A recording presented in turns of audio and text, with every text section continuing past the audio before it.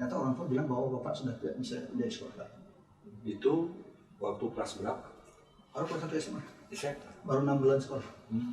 Nah, orang tua manggil jam 7 malam, bapak bilang udah tidak bisa biaya sekolah lagi. Tanpa seizin orang tua, tanpa uang saku, hanya pakaian secukupnya, jam 8 pagi dia meninggalkan kampung halaman. Akhirnya selama 2 tahun kita jadi tukang cuci mobil atas inisiatif sendiri. Setiap hari penghasilan 2.000 sampai 5.000 per hari. Per hari ya? Ya, anggaplah kecil-kecilnya 2.000 per hari. 2.000 sampai 5.000 per hari. Bayangkan waktu saya di kampung cuma uang saku 100 rupiah. Begitu saya merantau di hari pertama udah dapat tempat. Hari kedua udah dapat penghasilan. Nah, di situ saya membayangkan diri saya suatu saat saya pasti akan jadi orang sukses. Kita yakin bisa, kita pasti bisa.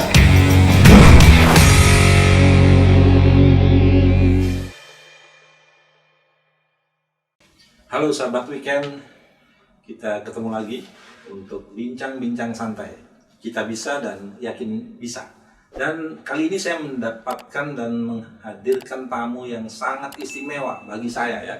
Mungkin bagi kalian semua, dan orang Bali sangat kenal beliau dengan sosoknya yang unik, lincah, dan ada di mana-mana. Haji Krisna, ayo Haji Krisna, selamat pagi. Kabarnya gimana nih? Kabar baik. Baik ya. Tinggal dekat rumah. Dekat rumah. Itu kadang-kadang tetanggaan kita nggak pernah ketemu walaupun sudah kenal lama nih. Ya. Haji Krisna, saya melihat dan memperhatikan Haji Krisna sejak lama nih. Dari awal sampai hari ini, sebelum pandemi, setelah pandemi, tetap saja eksis. Jadi wajahnya senyum-senyum terus nih, seperti gak ada beban. Gimana ini? Pertama saya ingin tahu nih, Haji Krisna sosok yang diidolakan sih sebenarnya sama anak-anak muda Bali.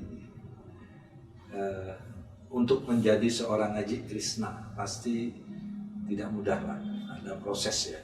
Nah, saya ingin tahu nih perjalanan Haji Krisna dari kecil sampai kemudian menjadi sosok yang seperti sekarang. Ya, kalau lihat perjalanan Haji dari kecil memang betul-betul ya, satu-satunya di kampung Haji itu orang paling miskin Ji. Orang paling miskin di dunia. Ya, kita bicara kampung. Satu-satunya termiskin keluarganya Haji di kampung. Dan di mana kampung? Di Singaraja, kelahiran Singaraja. Dan yang parahnya lagi, tanahnya nggak punya. Tanah nggak punya, orang tua nempati tanah desa. Sepanjang ditempati kan boleh. Tapi kalau udah ditempati, terus diambil lagi. Nah, di situ orang tua tuh petani, ibu pedagang kue. Sehari-hari kita setiap hari bantu orang tua.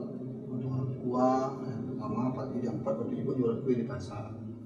Kedua, setelah jam 7 kita bantu bapak ke sawah sampai jam 10. Jam 10 kita persiapan jalan sekolah. Nah, kita jalan kaki sekolah setiap hari itu 4 kilo PP pulang pergi. Karena kan 2 kilo ke Seririt, 2 kilo naik balik ke rumah. 4 kilo per hari. Uang saku yang diberikan oleh orang tua 100 rupiah. Kadang-kadang kasih, kadang-kadang tidak. Uang saku sangat berarti buat kita untuk beli es dan jajan. Kecuali pas mepet waktunya terpaksa naik angkot dan terpaksa kita nggak makan, nggak minum. Nah, singkat cerita, tamat SMP. Setelah tamat SMP sempat sekolah di sekolah menengah industri pariwisata di Seriet juga. Nah, itu kebetulan baru pertama dibuat sekolah pariwisata itu, baru didirikan. Nah, di situ jumlah kelasnya tahu 12 orang. 12 orang. Nah, cita-citanya waktu itu hanya ingin kerja di Hotel Bali Beat, karena bukan ada paman di situ, hanya apa aja lah yang penting kerjaan. Nah, waktu itu dikasih tahu, kamu nanti kalau tamat sekolah kamu saya carikan kerja di Sicuan. Apa itu Sicuan? Oh, cuci piring. Zaman itu namanya kerja di hotel kan luar biasa. Nah, itu pun kita sekolahnya 6 bulan. 6 bulan dan jalan kaki kurang lebih 6 kilo setiap hari. 6 kilo, dan itu kan di pedesaan melewati beberapa ada 3 kuburan ya kita lewati setiap hari. Bayangkan zaman itu kan masih desa itu masih dalam juga kayak sekarang ya. Kayak sekarang rasa takut dulu dengan sekarang beda. Kalau dulu nggak ada rasa takut, kalau sekarang rasa takutnya besar. Kenapa? Karena karyawan kita banyak. Nah, akhirnya orang tua setelah kita sekolah 6 bulan, setelah itu orang tua saya manggil jam 7 malam, dipanggil, tak kira dia kasih uang saku, tapi ternyata orang tua bilang bahwa bapak sudah tidak bisa jadi sekolah. Itu waktu kelas berapa? Baru kelas 1 SMA. SMA. Baru 6 bulan sekolah. Nah, orang tua manggil jam 7 malam, bapak bilang udah tidak bisa biaya sekolah lagi. Tanpa seizin orang tua, tanpa uang saku, hanya pakaian secukupnya, jam 8 pagi dia meninggalkan kampung halaman. Pergi, kabur. Oh, kabur. Nah, kemudian di kampung itu kan ada yang biasa bawa truk, bawa buah, Jawa Bali. Nah, dia numpang, pagi-pagi jam 8 numpang sama keluarga, naik truk itu di belakangnya ada tempat tidur kan. Di situ lah numpang truk, lewat Pupuan, sampai di Pupuan ini ada cerita lucu juga, sampai di Pupuan kita diajak berhenti makan nasi jigo. Bagi Ji itu nasi jigo udah sangat mahal di zaman itu kan. Karena Ji makannya di sehari-hari itu di rumah tuh nasi jagung, nasi ubi, begitulah kesehariannya. Begitu kita diajak keluarga, diajak berhenti di Pupuan, diajak beli nasi jigo, itu sesuatu yang sangat berharga buat dia, itu termasuk mahal. Akhirnya perjalanan kurang lebih 3 jam, diturunkan di Ubung, terminal Ubung kita diturunkan. Nah, sampai di terminal Ubung saya berpikir, hari ini saya butuh makan. Di terminal Ubung itu diturunkan aja? Diturunkan. Ya? Karena nggak ada tujuan waktu itu. Cuman saya turunkan di Denpasar gitu aja. Jadi sampai di Denpasar saya nggak berpikir, saya hanya berpikir waktu itu begitu diturunkan di terminal Ubung, saya berpikir, saya butuh makan hari ini. Kalau saya melewati jalan Gatot Subroto sepanjang itu nggak mungkin dapat makan, mungkin demis gitu. Nah, karena saya latar belakang memang dari kecil di kampung, di hutan lah itu, artinya nggak susah cari makan. Saya susah cari makan, artinya untuk kebutuhan makan saya mencari buah kan apa. Nah, dengan pertimbangan itulah akhirnya saya memutuskan menelusuri sungai, jalan aja, jalan sayur. Jalan sayur. Nah, di jembatan panjang itu kita turun, paling tidak kan cari air nggak susah. Nah, biasanya orang baru habis panen pagi, mengairi sawah, jam 12 itu kan agak airnya tuh agak hangat kuku kan, ada kapu-kapu biasanya. Itu kita pinggirin, air itulah yang kita minum. Buah yang kita cari ya semangka, pepaya, mangga. Terpaksa ada mengisi perut saya, terpaksa mencuri. Biasanya zaman itu nyari timun dugling dulu. Kurang lebih perjalanan kalau nggak salah 5 kilo, akhirnya tembus di daerah Sanur. Ke Sanur. Ini dari Ubung mau ke Sanur ceritanya. Tujuannya nggak jelas. Yang penting saya cari makan siang ini. Kalau saya melewati jalan raya nggak mungkin. Udah saya akan telusuri sungai ini. Pasti ada arahnya ke mana gitu. Karena udah biasa hidup di kampung, rasanya nggak akan mati, nggak akan kelaparan juga kan. Sepanjang kita ada di daerah kebun itu gitu. Nah, itu kurang lebih perjalanan 5 kilo, saya tembus di daerah Sanur. Di daerah Sanur, di Danau Buyan. SMA 6 kalau nggak salah ya. Ada jalan sungai kecil, di situ ada tembus di Danau Buyan. Nah, kemudian di Danau Buyan itu ada beberapa hotel melati. Ada hotel Rani, hotel Nusa Indah, hotel Palha. Nah, pertama kali atas izin security, saya minta izin kepada security, Pak Security, izinkan saya tinggal di sini sebelum mendapatkan pekerjaan. Atas izin security, akhirnya kita diizinkan tinggal di pos security. Nah, sore kan ada kegiatan nih, sore nggak ada kegiatan. Aduh, lelah kita bersih-bersih, nyapu-nyapu di parkiran dah. Kita nyiram lah. Inisiatif sendiri. Nah, malam kita udah mikirin nih besok mau makan apa ini. Ada yang untuk hari ini masih bisa makan buah. Nah, malam jam 12 malam saya punya inisiatif, jam 12 malam sampai jam 3 saya nyuci mobil yang ada di parkiran hotel. Inisiatif sendiri. Nah, jam 3 sampai jam 7 kan tidur nih. Jam 7 bangun, nyamperin yang punya mobil. Begitu datang yang punya mobil, saya bilang ini, Om, saya yang cuci mobilnya. Oh, adik yang cuci mobil saya. Iya, Om. Tahu nggak yang punya mobil? Nggak tahu, Om. Yang punya mobil ini adalah saya, pemilik hotel ini. Ya, sekali lagi Om, mohon maaf kalau Om tidak keberatan, izinkan saya minta makan di sini. Saya janji membersihkan taman parkir, kebun dan mobil Bapak setiap hari. Dan seizin pemilik hotel tersebut, akhirnya saya diizinkan numpang di sana.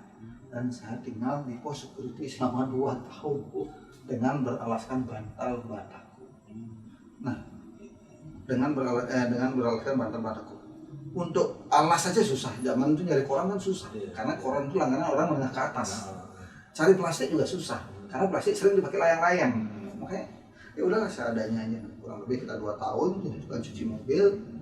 Nah, karena di hari pertama mobil yang kita cuci mobil plat BK kan identik pemiliknya orang Bali. Hari kedua mobil yang dicuci mobilnya di luar plat BK, plat B, plat L, plat D biasanya kalau namanya di hotel-hotel melati kan pasti ada keluarga yang nginep di situ. Itu ada 1-2 mobil lah. Dan itu pun kita nyuci mobil tidak satu hotel aja, dari hotel satu ke hotel yang lainnya. Akhirnya selama 2 tahun kita jadi tukang cuci mobil atas inisiatif sendiri. Setiap hari penghasilan 2.000 sampai 5.000 per hari. Per hari ya? Iya, anggaplah kecil-kecilnya 2.000 per hari.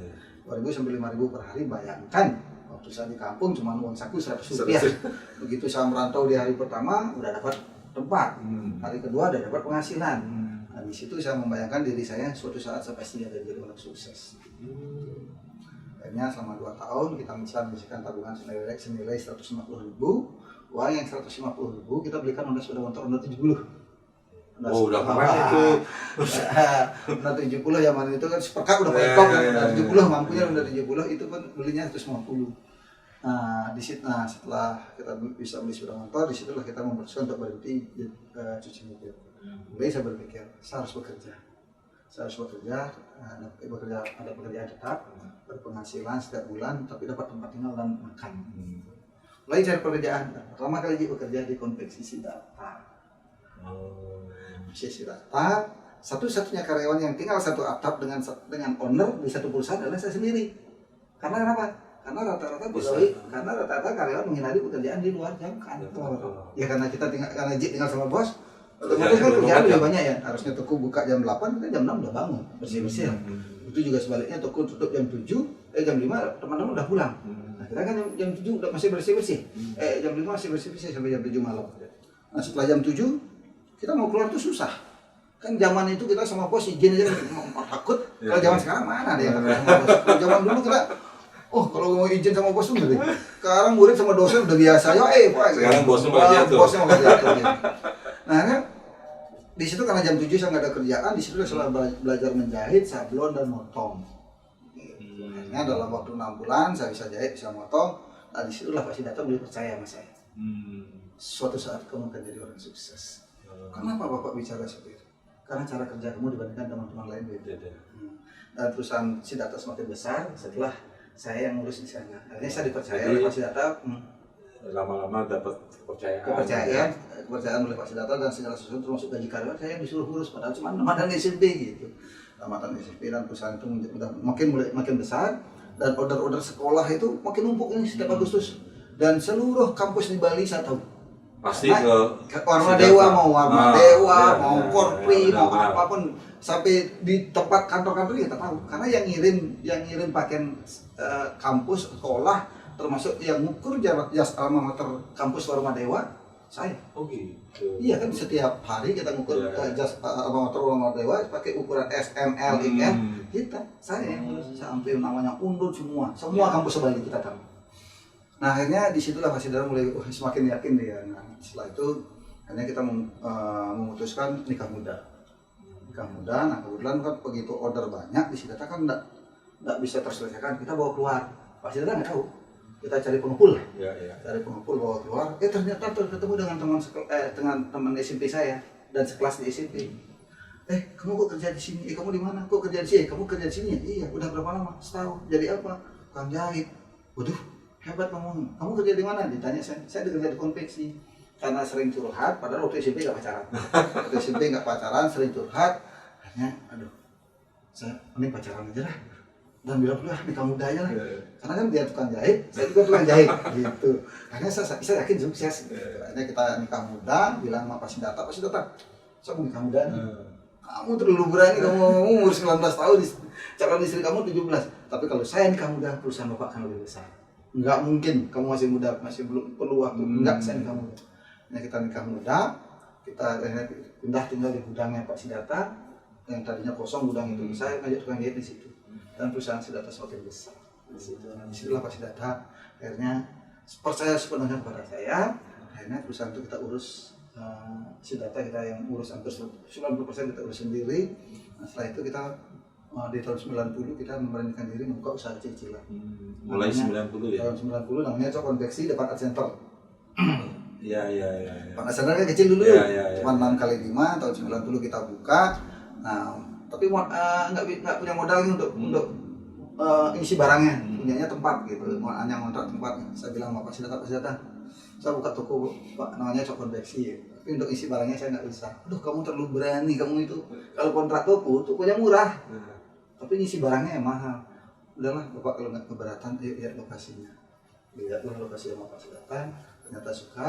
Akhirnya tahun 90 sampai 94 kita kerja sama Pak Siddhartha. Singkat cerita, tahun 94 saya betul-betul ingin pisah dong. Ya karena udah kelihatan nih. 94 saya betul-betul ingin pisah, minta izin kepada Pak Siddhartha. Izin pertama ditolak, mau pisah. Izin kedua juga ditolak, mau pisah sama Pak Siddhartha. Izin ketiga juga ditolak oleh Pak Siddhartha, mau pisah. Mungkin karena karyawan yang sangat diandalkan, mungkin. Singkat cerita, terakhir prinsip nih, udah punya prinsip. Tidak dikasih izin, saya harus keluar, saya harus mandiri. Ternyata izin itu keluar dari Ibu Siddhartha. Bukan dari Pak Siddhartha. Ya enggak. Nah, Bu Siddhartha kita minta izin terakhir sama Bu Siddhartha, Bu, saya minta izin, dikasih tidak dikasih, saya harus keluar dari sini. Saya ingin mandiri. Akhirnya dikasih oleh Ibu Siddhartha. Tapi Pak Siddhartha nggak marah? Marah. Waktu itu marah. Karena dia mungkin kecewa dan marah, Ibu sih enggak ya. Akhirnya di situ ada peraturan. Oke, kalau kamu mau pisah dengan catatan, hitung aset termasuk inventaris. Yang selama 4 tahun kan, dari 1999. Apa itu aset, apa itu inventaris, saya nggak tahu. Orang tamat dari SMP nggak tamat tuh. Kemudian dikasih pisah, ya udahlah. Hanya hitung-hitungan di atas kertas ya, nggak ada uangnya dari. Karena meja potong dihitung, mesin potong dihitung gitu. Total ada nilainya 60 juta. Bagian saya 30 juta, bagian Pak Siddhartha 30 juta. Nah, bagian Pak Siddhartha karena dia kecewa, dia minta dalam 1 minggu kita harus bisa melunasi 30 juta. Zaman itu di mana nyari uang 30 juta? Orang tanah ya sangat. Akhirnya saya tetap silaturahmi setiap hari ke Pak Siddhartha, bantu-bantu juga. Setengah hari saya ada di Cok Konveksi, setengah hari saya bantu Pak Siddhartha. Meskipun dia marah, nggak diajak ngomong bos apa-apa, udah. Akhirnya selama kita tetap bantu-bantu sana, 2 minggu kemudian Pak Siddhartha ngomong sama saya, kali ini kapanpun kamu bisa melunasi, boleh. Ya, terus terima kasih Pak. Karena kita tulus, setiap hari silaturahmi. Akhirnya dikasih kesempatan oleh Pak Siddhartha, kapanpun bisa melunasi, boleh. Akhirnya kita baru bisa melunasi di tahun 2000 yang 30 juta. Bayangkan kita pinjaman 30 juta dari 1994 sampai tahun 2006, 6 tahun kan? 6 tahun. Tahun 2000, 2001 kita punya komisi semakin besar. Komisi ya, ini udah pindah di Nusa Indah yang seberang. 2001 ke atas, bahkan komisi terbesar di Bali kan harusnya Siddhartha sebelum tahun 2001. Benar. 2001 ke atas komisi terbesar di Bali konveksi, baru Siddhartha. Gitu. Nah di situ saya agak bingung kadang-kadang. Nah orang yang pesan ke awas atau apa kan, karena orang yang perbandingan habis di Siddhartha ke Cok Konveksi habis. Nah sering kadang-kadang miskomunikasi kita sama Pak Siddhartha. Tolong dong kalau buat harga yang bagus gitu ya, sering gitu. Sering lah begitu. Gitu. Akhirnya kita prinsip sama istri ngalah. Misalnya kalau ada cari perbandingan, kita lah kalau di Siddhartha dikasih berapa sih? Oh kasih 35. Oh kalau di sini nggak bisa 35. Ya itu bos kita soalnya kita 40. Biar nggak pesan di kita. Nggak pesan di kita mengalah lah karena itu kan bos kita baik juga. Nah kita tetap mengalah. Nah, tapi dengan mengalah dan tulus, dengan kita tetap servis pelayanan yang bagus, akhirnya konveksi kita semakin besar. Dan 2006 saya sama istri sepakat ingin expand. Bu, ayo ekspansi yuk, berusaha yuk. Usaha apa? Ayo siapa yuk, oleh yuk. Orang misalnya sih oleh Erlangga itu gitu. Oke, sebelum ke situ nih. Sebelum ke cerita tadi, itu nanti saya simpan dulu nih. Saya masih ingin mengulik nih cerita tadi itu. Tidak pernah terbayangkan Haji Krisna yang sekarang rumahnya mewah, mobilnya keren, penampilannya oke. Ada cerita yang begitu sangat bagi saya sangat menyentuh. Nah, tentu Haji punya sisi-sisi hidup yang menyedihkan gitu. Apa sisi hidup yang menyedihkan? Kalau ini dalam perjalanan nanti, kalau sekarang pasti udah bahagia banget lah. Gitu.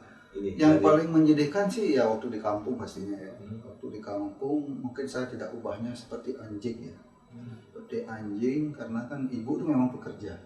Orang bapak juga orang bekerja. Nah kalau sedangkan saya sama bapak kan jarang komunikasi.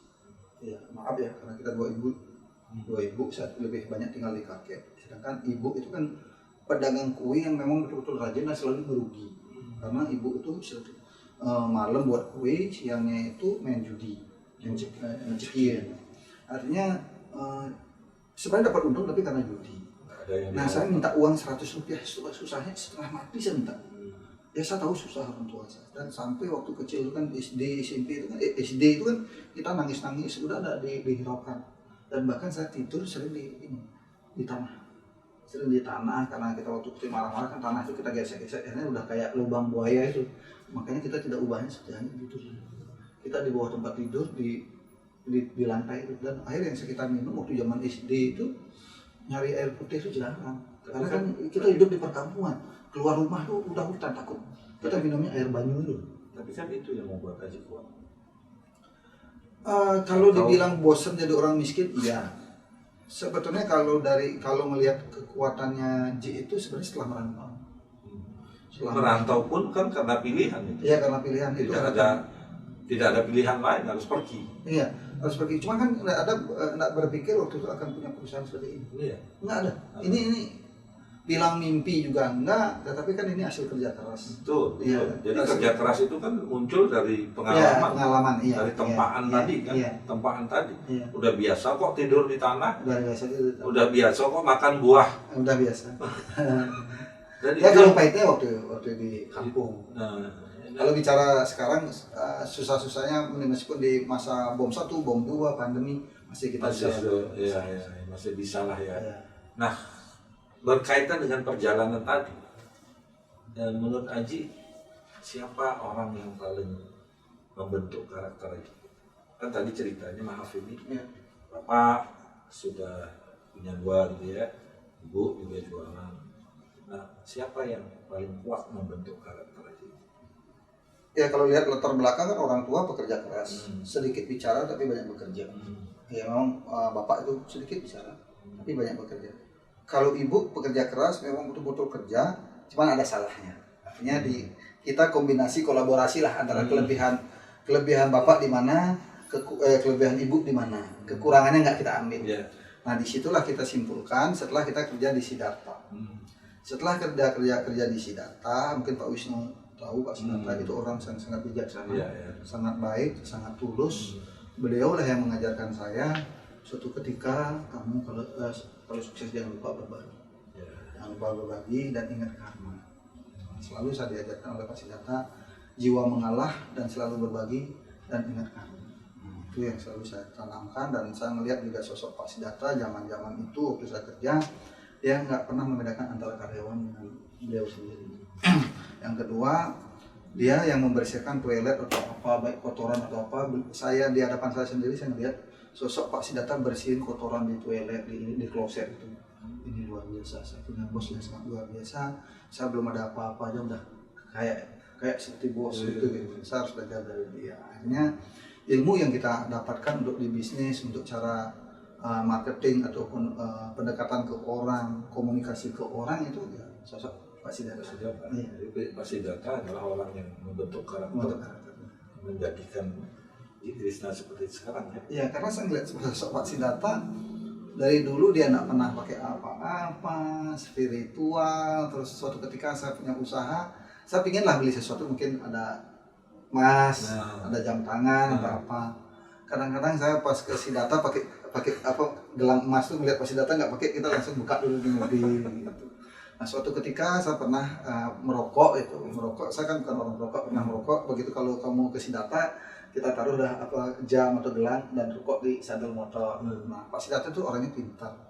Di saat itu dia bilang, Cok, nyongkelnya Cok, pinjam dong motornya. Pinjam motornya. Oh iya Pak, dia pura-pura mau beli minyak, buka dan ada rokok, ya dimarahin. Kamu jangan begini, kamu mau beli sendiri. Ya, kan dari situlah kita nggak pernah pakai apa-apa, terus nggak bisa merokok, sampai ngopi pun nggak bisa. Akhirnya kalau ngelihat sosok dia tuh kayak malu gitu. Terus kalau saya misalnya merokok atau ngapain itu, kalau berbuat sesuatu, saya selalu ingat bayangan beliau. Saya nggak mau. Makanya prinsip selama hidup saya, kekayaan yang paling abadi adalah sahabat ya. Uang bisa dicari, tetapi sahabat nggak bisa dicari. Sahabat adalah kekuatan utamanya ya, karena dari sahabat itu yang bisa membesarkan dan mempromosikan perusahaan kita. Karena Krishna itu dari Konfesi sampai Krishna sampai sekarang kita nggak ada marketing. Oh, nggak ada punya marketing? Coba ya, nggak ada marketing. Nggak ada marketingnya. Saya pikir marketingnya nggak ada. Satu pun nggak ada. Ada ya. Nah, oke. Sekarang saya akan lanjutkan ke sisi lain di Krishna yang tadinya kita tahu prosesnya begitu sangat luar biasa, kemudian diterpa oleh berbagai macam tantangan yang juga sangat luar biasa, dan bagi generasi strawberry ini mungkin akan menjadi sesuatu yang ini kan. Nah, awalnya kan dari cok konvensi yang saya tahu, saya sering lewat di situ. Ya, nah, itu memang kecil dulu ya. Nah, kemudian itu cikal bakal berkembangnya konvensi yang sekarang sudah kemana-mana. Ya. Terus di mana aja sudah? Kalau konveksi, nah kan karena ada 2 konveksi di Bali, Siddhartha sama Cok kan. Di sana kan produksinya? Produksi langsung, langsung tukunya. Nah karena ada 2, kita sering mengalah sama Pak Siddhartha. Nah makanya di situ kalau ada tender-tender di pemerintahan kita nggak pernah mau ikut. Karena kan Pak Siddhartha dia sering ikut tender di kampus-kampus, di pemerintahan. Saya pilih nggak ikut. Kalau udah tender saya ikut. Karena saya pilih udahlah, kita melayani yang nyantai-nyantai lah, tapi yang penting adalah pelayanan. Nah, di situ seiring waktu ya kan masyarakat yang menilai. Nah memang perbedaan saya dengan Siddhartha itu kan orangnya memang bijaksana, nggak enakan gitu. Nah kalau saya itu memang nggak enakan juga iya, tetapi di bisnis kan harus komit, harus kontrol. Nah di situ kelebihannya kita selalu kontrol pusat, artinya kualitas itu yang paling penting. Nah, makanya Cok Konveksi itu bisa bertahan sampai sekarang, dan bahkan kalau sekarang tuh untuk produksi untuk kita sendiri aja, untuk kebutuhan kita sendiri aja udah kurang, apalagi untuk perkantoran. Apa bedanya Cok Konveksi dengan Krishna oleh-oleh ini? Kita berbicara Krishna dan Cok Konveksi. Kalau nggak ada Cok Konveksi kalau nggak ada Cok Konveksi mungkin ada Krishna. Kan cikal bakalnya konveksi dulu. Nah, sedangkan kalau di Krishna itu, hasil survei saya sama istri selama 2 bulan, produk yang paling laku di Krishna itu ada di oleh-oleh ya, kita bicara oleh-oleh, adalah baju kaos. Elok banget. Yang kedua baru camilan. Nah, karena hasil survei, setelah saya survei sama istri, ternyata paling laku baju kaos. Loh, kita kan produksi. Kalaupun kewalahan, saya punya Pak Siddhartha. Akhirnya semua itu kekuatan tetap ada di Pak Siddhartha juga. Ya kita kan kalah permodalan dong. Kalau misalnya mau besar ya saya harus bergandengan sama Pak Siddhartha, tapi nggak mau kerjasama gitu. Akhirnya hanya sebagai kekuatan aja. Akhirnya disitulah muncul kita membuat oleh-oleh. Karena paling jadi kawan. Nah setelah kita buat oleh-oleh, buka oleh-oleh 2007 kan. 2007 tanggal 16 bulan 5 2007 yang di Krishna Nusa Indah. Itu yang pertama. Oleh-oleh pertama ya. Iya. Dan kenapa dibuka bulan 5? Karena biasanya kan di Dede bulan 6 seni. PKB ya. PKB. Paling enggak orang begitu buka Krishna, begitu PKB orang ngelihat setiap hari kan selama 1 bulan. Ada oleh-oleh lu. Ada oleh-oleh lu gitu. Nah, awal buka seminggu pertama penjualan wah bagus. Malah target cuma 300.000 kan. Pembukaan pertama undang kayak asuransi lah. Undang teman-teman semua penjualan 4 juta. Setelah itu turun jadi 3 juta. Seminggu kemudian 50.000. Nah, di situ kita udah mulai pakai pinjaman Bank BRI. Iya, saya pinjam di Bank BRI 1M. Mungkin itu pertama kali pinjam uang. Pertama kali pinjam uang, dan itu jaminannya juga cuma ini. Izin iya, sama ini stok barang, apresial stok barang, plus minta sertifikat Pak Siddhartha, penanggung retek. Nah artinya sertifikat Pak Siddhartha rumahnya kita pinjam juga untuk penjamin. Nah kembali lagi kalau nggak ada Pak Siddhartha, mungkin kita bisa. Iya, artinya saya bisa karena Pak Siddhartha. Nah, akhirnya begitu kita pinjam, dalam 1 minggu penjualan 50.000. Berat nih bahaya nih. Ini bisa bahaya sama bos kita ini gitu. Akhirnya saya punya ide membuat brosur. Saya edarkan di pintu masuk Gilimanuk. Dengan membawa brosur ini dapatkan t-shirt keren gratis 1. Paling tidak kalau mobil pribadi saya kasih 1 brosur, bus saya kasih 2 brosur. Begitu kita kasih brosur, sedikit tidak kan pingin mampir ke Krishna. Nah begitu dia ke Krishna, Mbak saya mau menukarkan brosur. Sebelum ibu menukarkan silakan cek ke dalam. Begitu dia ke dalam minimal 30 menit sampai 1 jam pasti ya muter-muter. Minimal dia belanja 100.000. 100.000 dipotong 10% kan 10.000 kan. Souvenir cuma ngambil 6.500 kaos. Berarti saya dapat untung di souvenir 3.500 plus di oleh-oleh dapat sekian. Itu hitungannya. Nah itu yang pertama cara promosinya. Yang kedua, saya punya teman-teman yang dekat Nusa Indah. Saya ternyata jadi pali dulu, bro. Tolong dong mobilnya taruh di Krishna dulu nih. Buat ini sebulan 2 bulan aja biar kelihatan ramai. Kurang lebih ada 4-5 mobil teman-teman yang parkir di situ sampai sore. Paling enggak kan orang ngelihat gila Krishna itu baru buka udah rame banget, padahal itu udah ada yang banyak di dalamnya gitu. Nah ternyata itu membuahkan hasil. 6 bulan kemudian Krishna itu rame, akhirnya 2008 tanggal 16 bulan 5 2008 dibukalah Krishna 2 di Jalan Nusa Kambangan. Yang di Nusa Kambangan. Yang bersebelahan dengan Erlangga. Iya. Erlangga ya. Iya. Itu kedua. Itu yang kedua ya. Nah begitu buka yang kedua, itu kan jadi satu sama Erlangga. Erlangga kan saya pasti nggak tahu Erlangga udah rame banget dari dulu. Begitu buka Krishna, Krishna juga kejebratan rezeki nih. Ya awalnya sih dari Erlangga kan, sisa-sisa Erlangga gitu. Ya hubungan saya dengan Erlangga sempat nggak bagus waktu itu, sempat minta rekomendasi juga nggak ditandatangan. Tapi ya kembali lagi dengan silaturahmi kita, dengan ketulusan kita, akhirnya hubungan saya dengan Erlangga kayak sekarang udah kayak saudara. Saudara artinya semua itu kan hati. Nggak ada niat yang tidak baik. Akhirnya hubungan kita bagus dan Krishna itu ramai. Begitu buka udah langsung ramai. Dan di situ saya berbohong sama istri. Karena mau buka Krishna 2, istri gak setuju. Ngapain baru 6 bulan udah buka Krishna 2? Ya kalau jalan. Apalagi ada Erlangga. Jalan Bu, ini kan hati Bu. Yang ngasih tempat kan Puri. Ya, udah Puri Jambi. Yang tempatnya punya. Tanahnya. Nah di situ saya bilang Pak Siddhartha, saya mau buka Krishna 2. Marah juga Pak Siddhartha, kamu terlalu berani. Udahlah Pak, saya pinjam 300 juta aja deh.